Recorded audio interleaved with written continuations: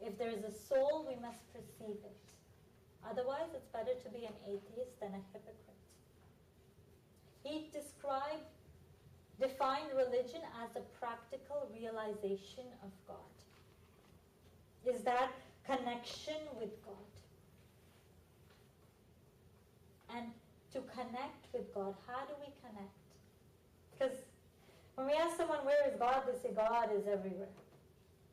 God is in you, in me, in the trees, in the birds, in every particle of the universe. God exists. But just like we see the sun, we receive that energy from the sun, we receive that heat from the sun. That's why we can take value out of the sun, right? Just like that, unless we see God, unless we can connect with God, how are we going to get value from God? A man asked Yoganand, Paramahansa Yoganand, this question.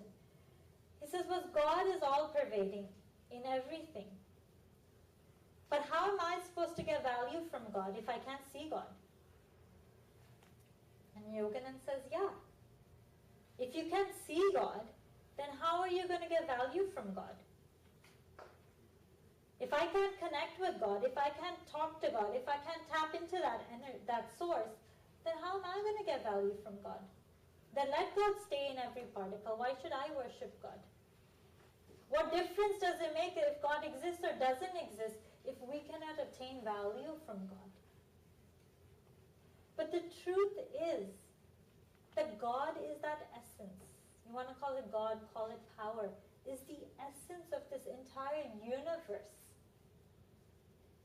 And the technique to connect with that essence, there's an ancient technique practiced from the beginning of time called Atam Gyan, or what we call Brahm Gyan.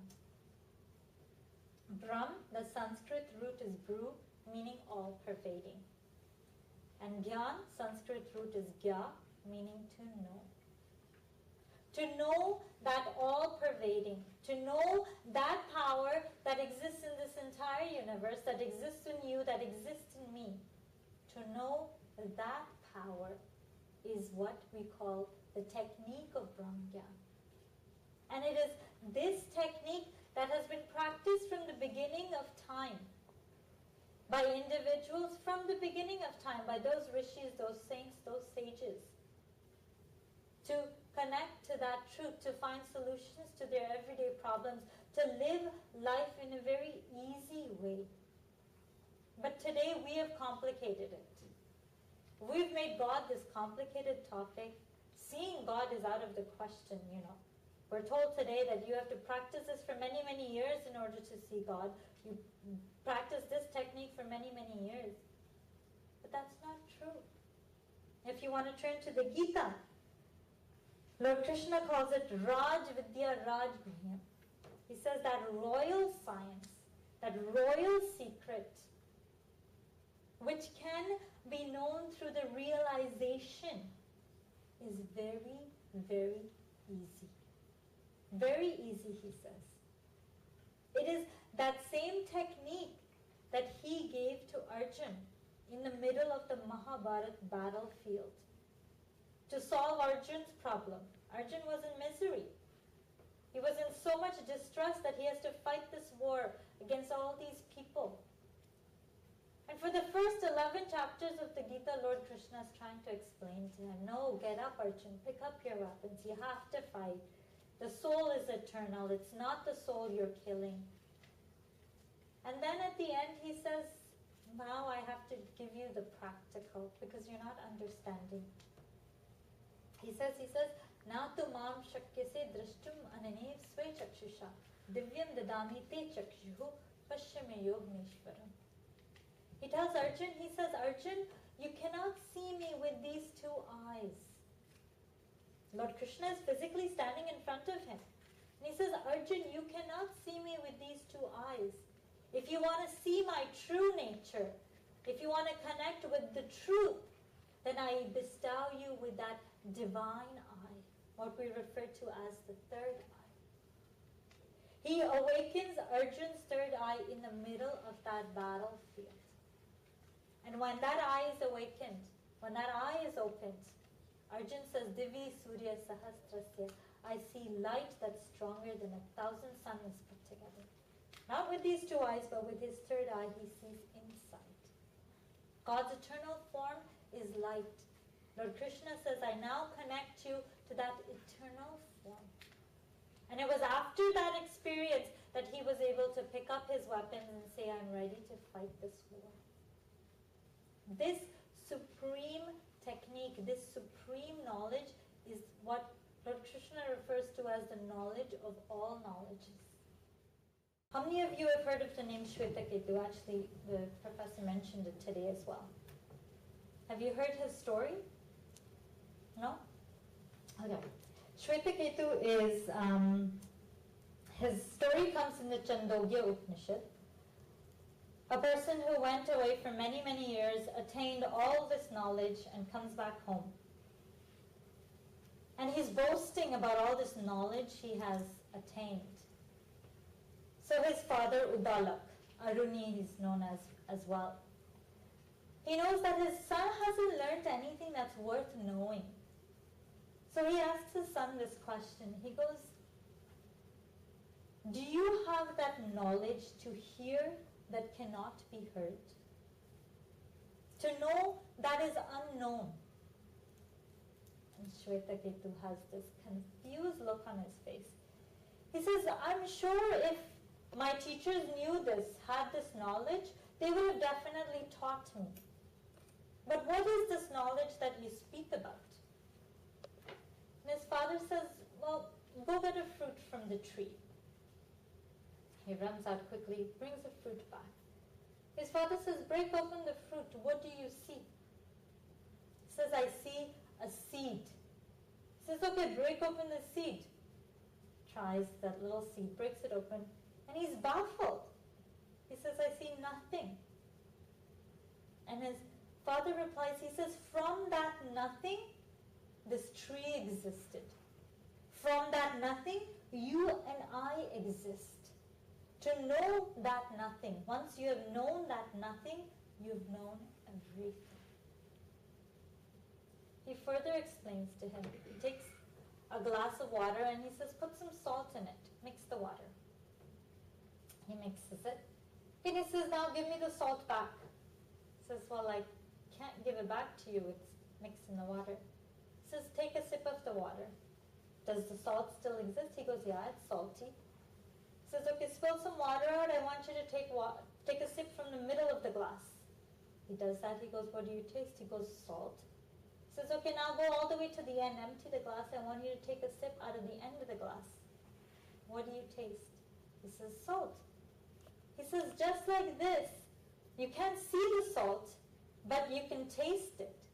He goes, the essence is in everything around us, but it can be realized within through that eternal technique of knowing yourself, of what we refer to as Brahm Gyan or Atam Gyan. So in olden times, when they started going to school like they started with Upana and Sanskar.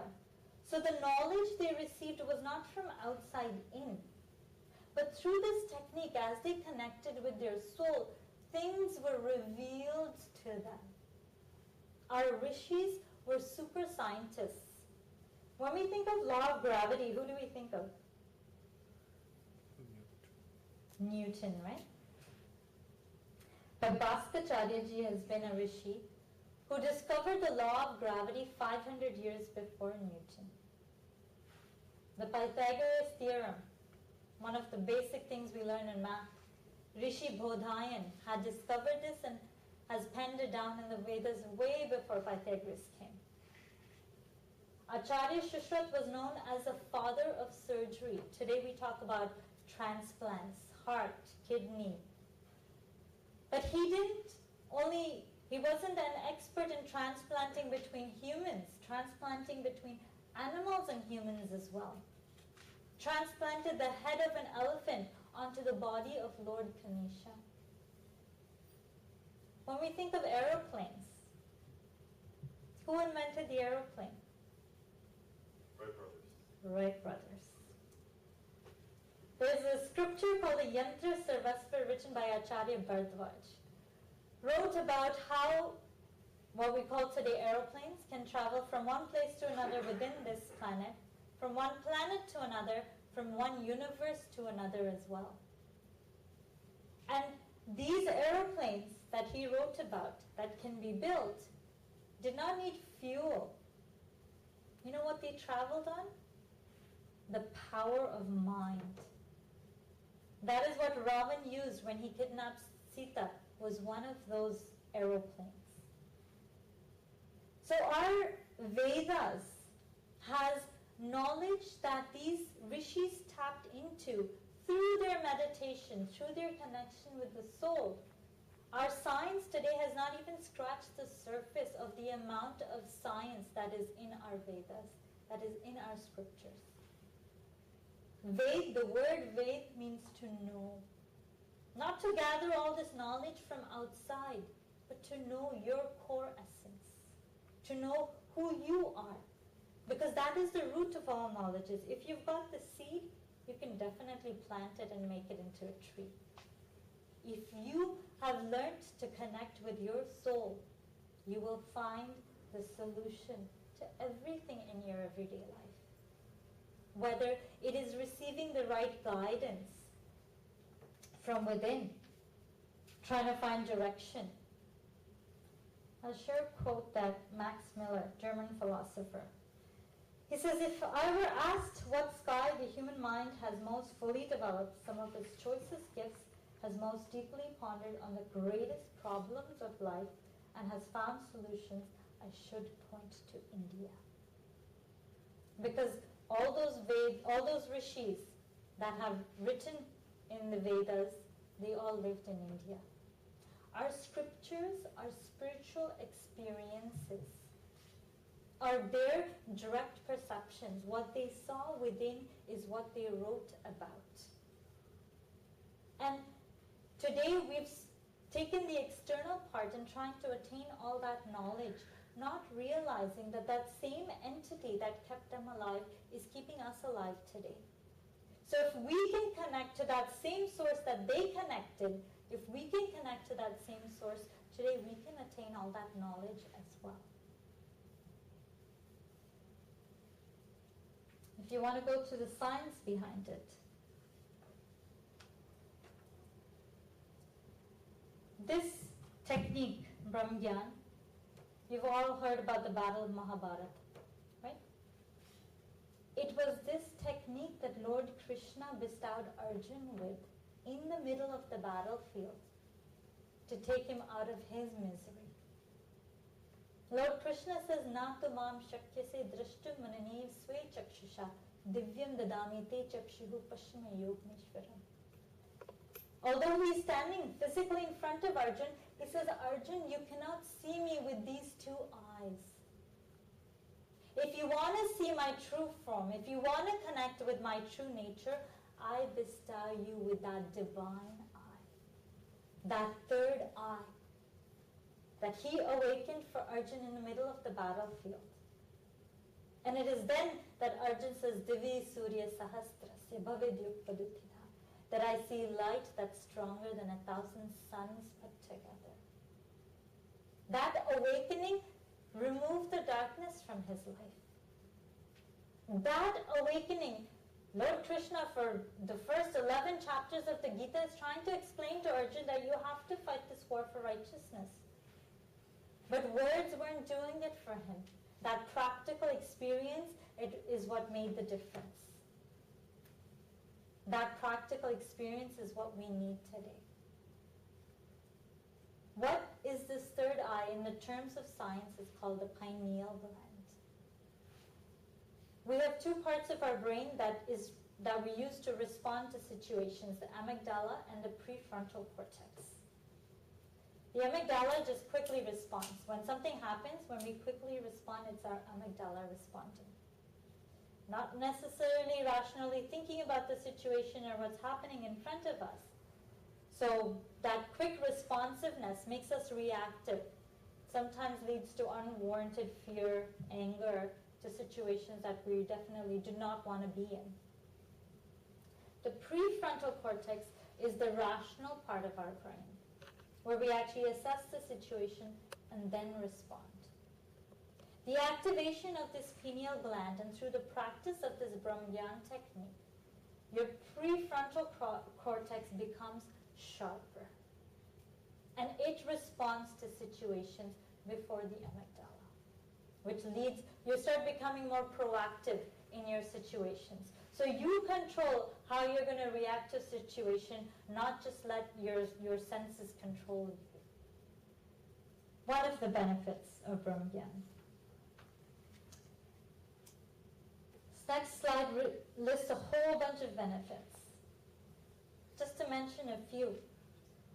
The ancient solution that our scriptures have given us is this technique of Brahmyan.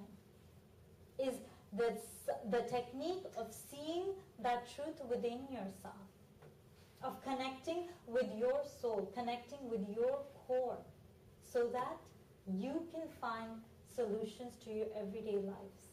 If you want to become a successful individual, if we want a tree to flourish, if I just water the leaves, the branches, is it going to grow? We have to water the root. So if you want to become successful individuals, if you want to live lives of peace, bliss, happiness, then you have to nourish your root, which is your soul. And your connection with the soul is a practical technique that you can see within yourself when your third eye is awakened. This technique is taught today by Sri Ashutosh Maharajji. All over the world, we teach it in the ashrams here in Canada as well. If you're interested in learning the technique, we do have an information session tomorrow and an imparting of that technique the following Sunday. If you can't make it to those sessions, don't worry.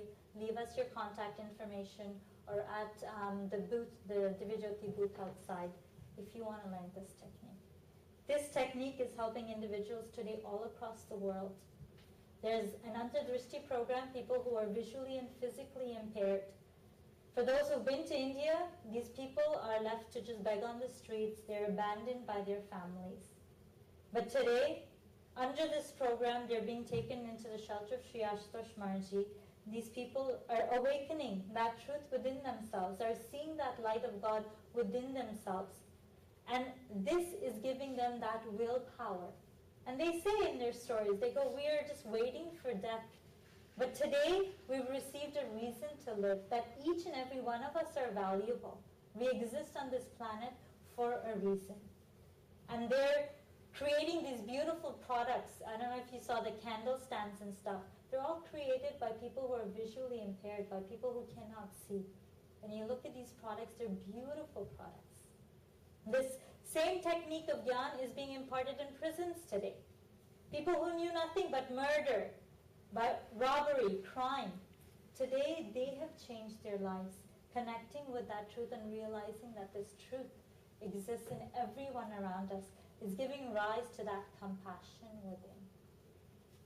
And it is this truth that is helping individuals come together, all different backgrounds, all different races.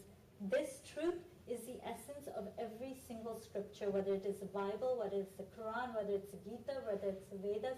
It doesn't matter which scripture you pick up. The essence of every scripture is to know yourself. We're logical human beings. We need a science experiment to prove to us that, hey, hydrogen and oxygen put together create water.